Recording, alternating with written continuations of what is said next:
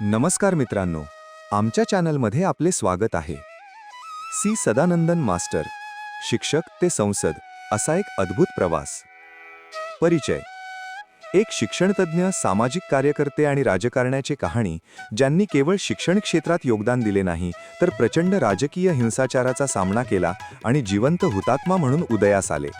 या व्हिडिओमध्ये आपण सी सदानंदन मास्टर यांनी जीवनातील आव्हानांवर मात कशी केली आणि भारताच्या संसदेच्या वरिष्ठ सभागृहाचे नामांकित सदस्य कसे बनले ते पाहू. सुरुवातीचे जीवन आणि शिक्षण. सी सदानंदन मास्टर यांचा जन्म 1964 मध्ये केरळमधील मट्टानूर जवळील पेरिंचेरी गावात एका कम्युनिस्ट समर्थक कुटुंबात झाला. त्यांनी शिवपुरम उच्च माध्यमिक शाळेत शिक्षण सुरू केले. त्यानंतर पझासी राजा NSS कॉलेजमधून प्री डिग्री आणि सेंट मेरी कॉलेज कुथुपरंबा येथून बॅचलर पदवी घेतली. नंतर त्यांनी गुवाहाटी विद्यापीठातून B.Com आणि कालिकट विद्यापीठातून B.Ed पदवी मिळवली. महाविद्यालयीन काळात ते CPIM शी संबंधित होते, परंतु विचारसरणीतील फरकांमुळे ते हळूहळू CPIM मधून बाहेर पडले. शिक्षक जीवन आणि सुरुवातीचे सामाजिक योगदान. 1984 मध्ये सदानंदन मास्टर यांनी कण्णूर येथील कुझिकल LP स्कूलमध्ये प्राथमिक शाळेत शिक्षक म्हणून काम केले, जिथे त्यांनी केवळ पाठ्यपुस्तकीय ज्ञानावरच नव्हे तर चारित्र्य निर्माणावरही भर दिला. वर्षानुवर्ष त्यांनी वर्गात विद्यार्थ्यांना प्रेरणा दिली आणि समाजात शिक्षणाचे महत्त्व अधोरेखित केले. 1984 हिंसाचार, जीवन बदलणारा क्षण.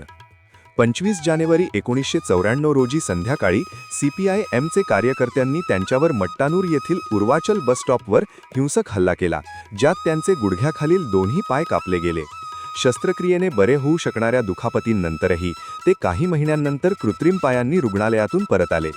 ही घटना त्यांच्या धैर्याचा आणि अढळ श्रद्धेचा पुरावा बनली, ज्यामुळे त्यांना जिवंत हुतात्मा ही पदवी मिळाली. राष्ट्रीय स्वयंसेवक संघ ते भाजप, राजकीय प्रवास. आपल्या शैक्षणिक आणि सामाजिक प्रतिष्ठेला पुढे नेत सदानंदन मास्टर यांनी तरुणपणी राष्ट्रीय स्वयंसेवक संघाचे बौद्धिक प्रमुख म्हणजे आभारी म्हणून काम केले. नंतर ते केरळ भाजपचे उपाध्यक्ष झाले आणि 2016 आणि 2021 मध्ये कुथुपरंबा विधानसभा निवडणूक लढवली, परंतु त्यांना यश मिळाले नाही. त्यांच्या सततच्या संघर्ष आणि पक्षाच्या कार्यामुळे राष्ट्रपतींच्या अनुमोदनाने जुलै 2025 मध्ये त्यांना राज्यसभेवर नामांकन मिळाले. राष्ट्रीय शिक्षक संघात योगदान.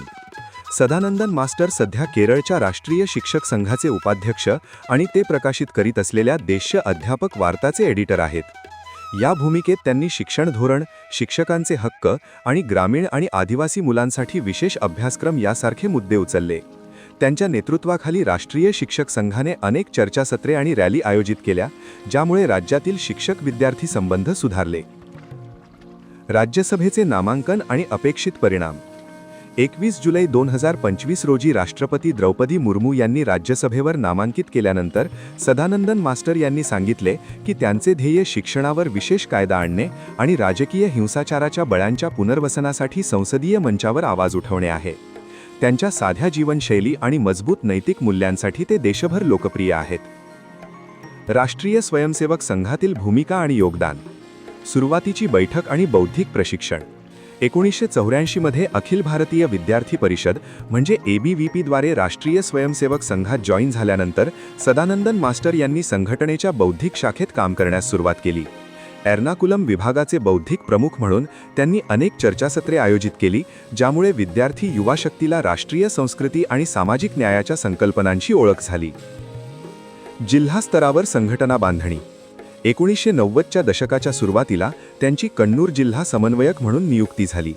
या पदावर त्यांनी नियमित शाखा कार्य बळकट केली, सदस्यत्व मोहिमेत सहभागी झाले आणि नवीन स्वयंसेवक जोडले. सामुदायिक सेवा कार्यक्रम, वृक्षारोपण, आरोग्य शिबिर, साक्षरता वर्ग आयोजित केले. या उपक्रमांमुळे राष्ट्रीय स्वयंसेवक संघाची तळागाळातील पोहोच आणि जनसमर्थन दोन्ही वाढले. NTU आणि विचारमंच. RSSशी संबंधित राष्ट्रीय अध्यापक संघ म्हणजे राष्ट्रीय अध्यापक वार्ता याचे उपाध्यक्षपद त्यांना शिक्षण क्षेत्रातील एका संघटित दबाव गटात रूपांतरित करते. देश्य अध्यापक वार्ता या प्रकाशनाचे एडिटर म्हणून त्यांनी शिक्षकांचे हक्क, ग्रामीण शिक्षण सुधारणा आणि आदिवासी मुलांच्या सक्षमीकरणावर अर्थे लिहिले आणि मोहीम राबवली.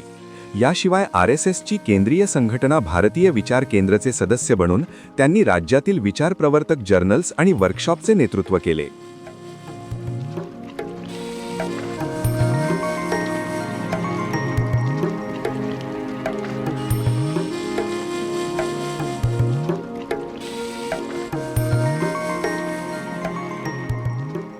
भाजपमध्ये भूमिका आणि योगदान.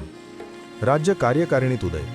त्यांना केरळ भाजपचे उपाध्यक्ष म्हणून नियुक्त करण्यात आले, जिथे त्यांच्या प्राथमिक जबाबदाऱ्यांमध्ये संघटनात्मक विस्तार, जिल्हास्तरीय कार्यशाळा आणि युवा शाखेचे सक्षमीकरण यांचा समावेश होता.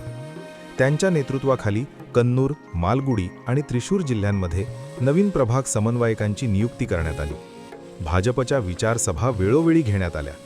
प्रादेशिक पातळीवर सोशल मीडिया आणि डिजिटल जागरूकता कार्यक्रमांना सक्षम करण्यात आले, ज्यामुळे प्रतिकूल राजकीय परिस्थिती असूनही पक्षाची ग्रामीण उपस्थिती बळकट झाली. निवडणूक रणनीती आणि कामगिरी.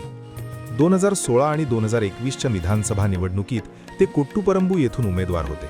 प्रत्येक निवडणूक चक्रात त्यांनी स्थानिक शाळा, पंचायत इमारती आणि लघु उद्योगांवर केंद्रित रोड शो आणि मतदार जागरूकता रॅली आयोजित केल्या.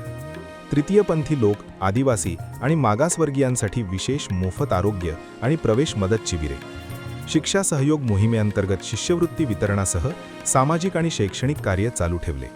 ते निवडणुकीत विजय मिळवण्यात अपयशी ठरले असले तरीही पक्षाचा मतदार दृष्टिकोन बदलण्यात ही रणनीती महत्त्वाची ठरली. संसदीय मार्ग आणि खासदारकी. जुलै 2025मध्ये राज्यसभेत नामांकन मिळाल्यानंतर त्यांनी संसदीय मंचावर शिक्षण सुधारणा विधेयकाचा मसुदा सादर केला. राजकीय हिंसाचाराच्या बळ्यांच्या पुनर्वसनासाठी कायमस्वरूपी संसदीय समितीची स्थापना सुरू केली. शिक्षकांच्या सेवा परिस्थितीत सुधारणा आणि शाळा पायाभूत सुविधांसाठी विशेष निधी वाटप प्रस्तावित केले. हे मुद्दे उपस्थित करून त्यांनी भाजपची ओळख केवळ स्थापित केली नाही, तर शिक्षण आणि सामाजिक सुधारणांचा अजेंडा देखील सादर केला, ज्यामुळे ते काँग्रेस डाव्या आघाडीपेक्षा वेगळे झाले. पुढचा मार्ग. RSS आणि भाजप या दोन्ही संघटनांमधील त्यांचा संघटनात्मक अनुभव हे दर्शविते की वैचारिक संघटनांमध्ये सक्रियता आणि निवडणूक राजकारणाचे संयोजन विकासासाठी कसे धोरणात्मक असू शकते. नजीकच्या भविष्यात ते शाळा ते संसद कार्यक्रम सुरू करण्याच्या तयारीत करत आहेत, जिथे जिल्हास्तरीय विद्यार्थी प्रतिनिधी संसदीय प्रणाली समजून घेतील. भाजपच्या राष्ट्रीय शिक्षण धोरण पुनरावलोकन पॅनलमध्ये स्थान मिळाल्यानंतर त्यांनी देशभरात गावातेगाव शिक्षण संवाद सत्रे आयोजित करण्याचे वचन दिले आहे. या प्रकारे RSS ते भाजपपर्यंत सदानंदन मास्तर यांनी केवळ त्यांची संघटनात्मक स्थिती मजबूत केली नाही, तर शिक्षण आणि सामाजिक न्याय योग्य मार्गावर नेण्यासाठी अथक प्रयत्न केले आहेत. काही दुर्मिळ आणि अज्ञात तथ्ये. सृजनशील बहुमुखी प्रतिभा. त्यांच्या महाविद्यालयीन आणि सुरुवातीच्या अध्यापन कारकिर्दीत सदानंदन मास्तर यांनी छायावाद आणि आधुनिक मुक्त पद्यांमध्ये 125हून अधिक हिंदी आणि मल्याळम कविता लिहिल्या. त्यांनी मसाया या टोपण नावाने अनेक स्थानिक साहित्यिक महोत्सवांमध्ये अनामिकपणे सादरीकरण केले आहे, जे बहुतेक राज्यांमध्ये चर्चेचा विषय आहे. सांस्कृतिक व्यासपीठांवर सादरीकरण. 1999च्या दशकाच्या उत्तरार्धात त्यांनी कन्नूर जिल्हा कला मंचसाठी एकल नाटक स्पर्धेत प्रथम पारितोषिक जिंकले. या व्यासपीठावर त्यांनी राजकीय हिंसाचार आणि सामाजिक कलहावर आधारित स्वरचित नाटक सादर केले. ते फक्त 50 आसनांच्या स्थानिक सभागृहात सादर केले गेले आणि आजपर्यंत नाटकाचा कोणताही लाईव्ह व्हिडिओ किंवा ट्रान्स्क्रिप्ट प्रसिद्ध झालेला नाही. शास्त्रीय भाषांमध्ये प्रवीणता.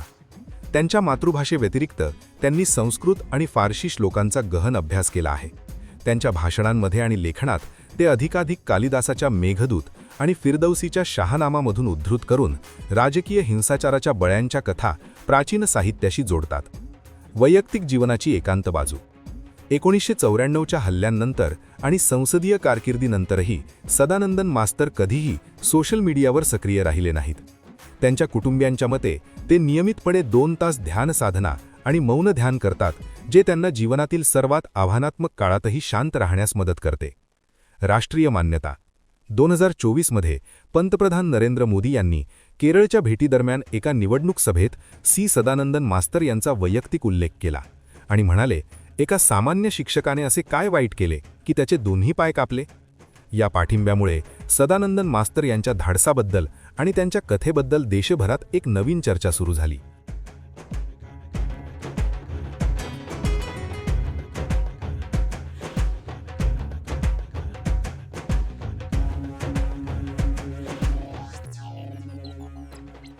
सदानंदन मास्टर यांचे प्रमुख कार्य. 1. मसाया की तख्ती. मर्यादित संख्येत प्रकाशित मुक्त पद्य कवितांची भूमिगत पुस्तिका. सुरुवातीच्या कामांमध्ये वैयक्तिक संघर्ष आणि सामाजिक न्यायाचे विषय आहेत. 2. देशीय अध्यापक वार्तामधील निवडक काम. राष्ट्रीय शिक्षक संघाच्या प्रकाशनात दरवर्षी प्रकाशित होणाऱ्या 3 ते 5 कविता. शिक्षण, शांती आणि मानवी मूल्यांवर आधारित राजकीय कविता. 3. जन्मभूमीमध्ये प्रकाशित झालेल्या कविता आणि निबंध. राजकीय हिंसाचार आणि सहिष्णुतेचे संदेश देणारे काव्यलेख भाजपचे मुखपत्र जन्मभूमीमध्ये अधूनमधून प्रकाशित होतात. संघटित सामाजिक प्रवचनावर परिणाम करणारे विश्लेषणात्मक काव्यलेख. 4. एकल नाटकातील पदे. जिल्हा कलामंचासाठी रचलेल्या आणि सादर केलेल्या स्वलिखित नाटकात समाविष्ट केलेले विशेष पदे. स्थानिक सभागृहात जमलेल्या 50 जणांच्या प्रेक्षकांसाठी सादर केलेले. आजपर्यंत छापील किंवा व्हिडिओमध्ये उपलब्ध नाही. 5. वैयक्तिक हस्तलिखिते. कविचरण कार्यक्रमांमध्ये सामायिक केलेले हस्तलिखित काव्यलेखन. देवाणघेवाणीसाठी शुद्ध कला आणि भावनिक तीव्रतेचे साहित्यिक दौरे. या प्रमुख कामांद्वारे सी. सदानंदन मास्टर यांनी वैयक्तिक अनुभव, राजकीय हिंसाचाराचे दुःख आणि शांतपूर्ण सामाजिक बदलाचा एक शक्तिशाली साहित्यिक दस्तऐवज सादर केला आहे. प्रेरणा आणि आदर्श. 1994च्या दुर्घटनेनंतरही शिक्षण आणि राजकारणात सक्रिय राहणे. शिक्षणासाठी समर्पण. ग्रामीण मुलांना दर्जेदार शिक्षण प्रदान करणे. हिंसाचाराच्या विरोधात आवाज. राजकीय संघर्षांमध्ये शांततेसाठी व्यासपीठांवर बोलणे. सामाजिक सौहार्द. जातीच्या सीमांच्या पलीकडे समाजाला एकत्र आणण्याचे स्वप्न. निष्कर्ष. सी. सदानंदन मास्टर यांचे जीवन संघर्ष, धैर्य आणि सेवेचे प्रतीक आहे. एका सामान्य शिक्षकापासून ते आज संसद भवनात पोहोचले, जिथे त्यांचे ध्येय केवळ सत्ता नाही तर समाजात सकारात्मक बदल घडवून आणणे आहे. या व्हिडिओमध्ये आम्ही त्यांच्या आयुष्यातील वळणांचे क्षण, त्यांचे आदर्श आणि देशाप्रती त्यांची वचनबद्धता मांडली, जी आपल्याला शिकवते की दृढ विश्वास आणि अटल दृढनिश्चयाने प्रत्येक अडथळा दूर करता येतो. मित्रांनो, जर तुम्हाला हा व्हिडिओ आवडला असेल तर कृपया लाईक, शेअर आणि सबस्क्राईब करा. हा व्हिडिओ शेवटपर्यंत पाहिल्याबद्दल धन्यवाद. वंदे मातरम.